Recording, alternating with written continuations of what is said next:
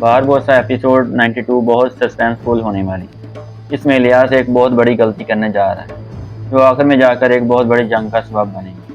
دوسری طرف شہباز اور گیبریل مل کر اپنے کچھ سپاہیوں کو قیدیوں کے طور پر اس جگہ بھیجتے ہیں جہاں پر الیاس اپنا نیا کاروبار شروع کرنے والا ہے، اور پھر شہباز کو گیبریل قیدی کے طور پر عروج رئیس کے پاس پیش کرتا ہے۔ یہاں ان کا مقصد ایک جنگ کرنے کا ہوتا ہے، اور اس جنگ میں شہین کو شہباز قتل کر دیتا ہے۔ عروج رئیس خضر اور سپاہیوں کا پریشانی کی حالت میں انتظار کر رہا ہوتا ہے کہ اتنے میں خضر اور شہین کمرے میں داخل ہوتے ہیں۔ خضر ان سے مل کر خوش ہوتا ہے اور ان کو بتاتا ہے کہ اگر تم نہ آتے تو میں سپاہیوں کو لے کر تمہارے پیچھے آنے ہی والا تھا۔ پھر شہین اور خضر عروج رئیس کو اپنا سارا ماجرا بتاتے ہیں۔ عروج رئیس شہین کو صبر اور حوصلہ دیتا ہے کہ تم نے اپنی بہن کو ہی خود قتل کر دیا، تم نے جو بھی کیا تم نے بہتری کے لیے کیا۔ شہین کہتا ہے کہ اس شہباز کی وجہ سے میرا بابا بھی قتل ہو گیا اور اب میری بہن بھی ماری گئی، تو اب میرا مقصد اس شہباز کی روک تھام ہی ہے، میں اس کو کسی صورت بھی اس طرح ان کافروں کے ہاتھوں چھوڑوں گا نہیں۔ تو اس پر عروج رئیس اس کو کہتے ہیں کہ تم صبر اور حوصلے سے کام لو، ابھی سے اگر ہم نے خود جنگ شروع کر دی تو یہ ہمارے ہی یہ بڑی مصیبت کا باعث بن سکتی ہے، اس لیے ہم نے ان چیزوں کو دیکھنا ہوگا، پرکھنا ہوگا، پھر ہی ہم اگلا قدم اٹھائیں گے۔ دوسری طرف الیاس پاشا حضرت کے پاس مدد کے لیے جاتا ہے اور اپنی ساری صورتحال کا بتاتا ہے۔ پاشا حضرت اس پر خوش ہوتا ہے اور اس پر فخر کرتا ہے کہ تم بہت بڑا کام کرنے جا رہے ہو، میں تمہارے ہر طرح ساتھ ہوں، جب بھی تمہیں میری ضرورت ہو مجھے پکارنا، میں حاضر ہو جاؤں گا۔ اور اس کے بعد اپنے سپاہی کو بلا کر کہتا ہے کہ اس کو جتنے سونے کی ضرورت ہے اسے مہیا کر دو، اور اسے جس چیز کی ضرورت ہو اسے دے دو۔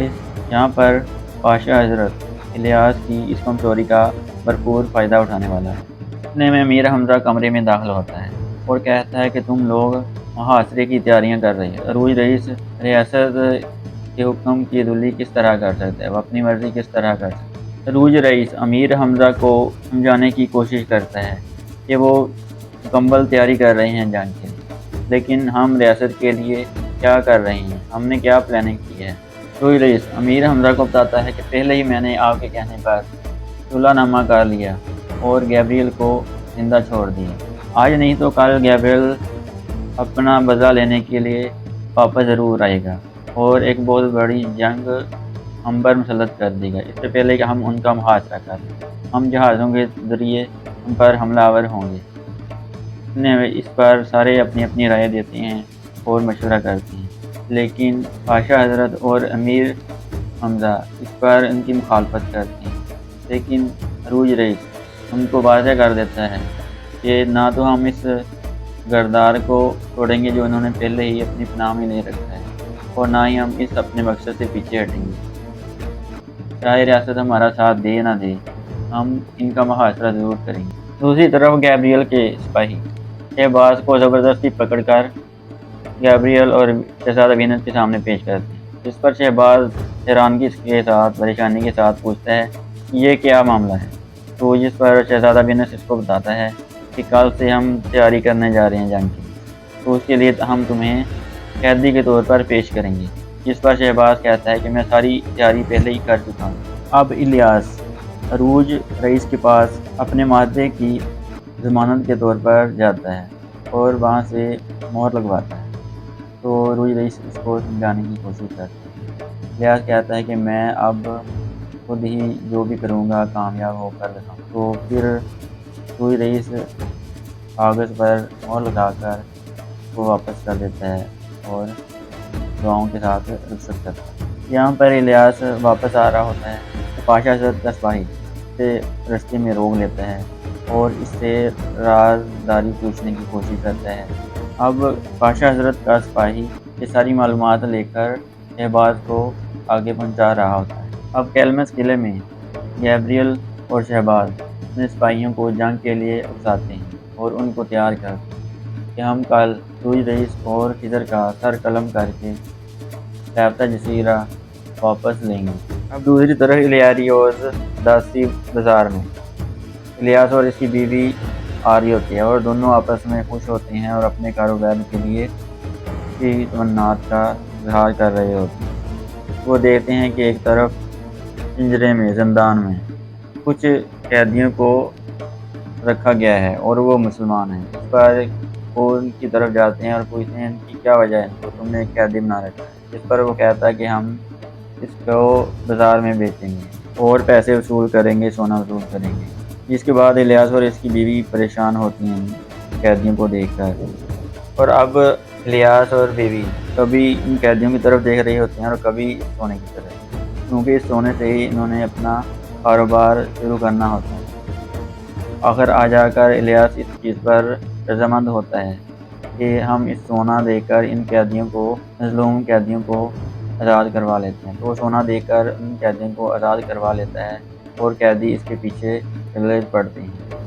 अब इलियास का यहाँ पर मकसद होता है कि अरूज रईस और खिज़र रईस के सामने इन कैदियों को ले जाकर इनकी रजामंदी हासिल करूँ, उनको बता सकूँ कि मैंने एक नेक और अच्छा काम किया। लेकिन ये कैदी असल में अपना रूप बदल कर शहबाज के ही सिपाही होते हैं। अब जहाँ पर खिज़र रईस अपने जहाज़ों को तैयार कर रहा होता है जंग के लिए, और इतने में मरियम भी सेहतयाब होकर इसके पास आती है और इस पर वो खुश होता है, शुक्र अदा करता है। दूसरी जानब इलियास इन कैदियों को लेकर अरूज रईस के पास मिलने जाता है, तो जो सिपाही बाहर खड़े होते हैं तो इसको मना कर देते हैं कि अरूज रईस के पास अब कोई भी मिलने के लिए नहीं जा सकता। अब दूसरी जानब अरूज रईस, खिज़र रईस और दीगर सिपाही एक जगह इकट्ठे होते हैं और जंग की तैयारी के लिए रवाना होने के लिए तैयार होते हैं। इतने में एक तरफ से आलदवान भी आ जाता है और वो अपने मुसलमान होने का सबको बताता है, इस पर सब वो खुश होते हैं। इतने में अमीर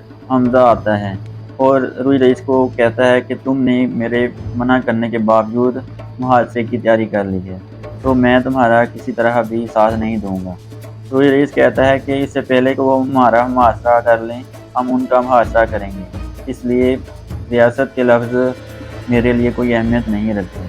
और एक तरफ से शहीन आता है और कहता है कि गैब्रियल दरवाज़े पर हमारे पास आया है। और एक तरफ से अब ये सिपाही जा रहे होती हैं, इलियास और इसके सिपाही आ रहे होते हैं, दूसरी जानब से गैब्रियल और इसके सिपाही आ रहे होते हैं शहबाज को लेकर, और इधर से अरूज रईस, खिज़र रईस और पाशा हज़रत, ये सब लोग एक तरफ से एक जगह पर इकट्ठे होते हैं। अब जहाँ पर गैब्रियल इन सब को बताता है कि तुम हमारा मुहासरा करने वाले थे, लेकिन मैं अमन के लिए तुम्हारे पास आया और इस शहबाज को तुम्हारे सामने पेश कर रहा हूँ जिसने हमारे अमन को तोड़ने के लिए कोशिश की। शहबाज गैब्रियल को कहता है कि तुमने मुझे धोखा दिया है।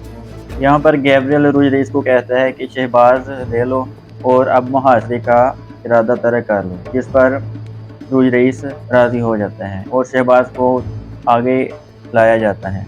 इतने में इलियास के पीछे खड़े सिपाही जो असले के साथ लेस थे, वो शहबाज के इर्द गिर्द के दोनों सिपाहियों को गोली के साथ मार देते हैं और शहबाज इनके पास से पिस्तौल को निकाल कर अरूज रईस की तरफ तान देता है, लेकिन इज़ाबेल दौड़कर अरूज रईस के सामने आ जाती है और उसे गोली लग जाती है। तो यहाँ से अब बाकायदा जंग का आगाज़ शुरू हो जाता है। इज़ाबेल नीचे गिर जाती है और अरूज रईस इसको दौड़कर पकड़ता है।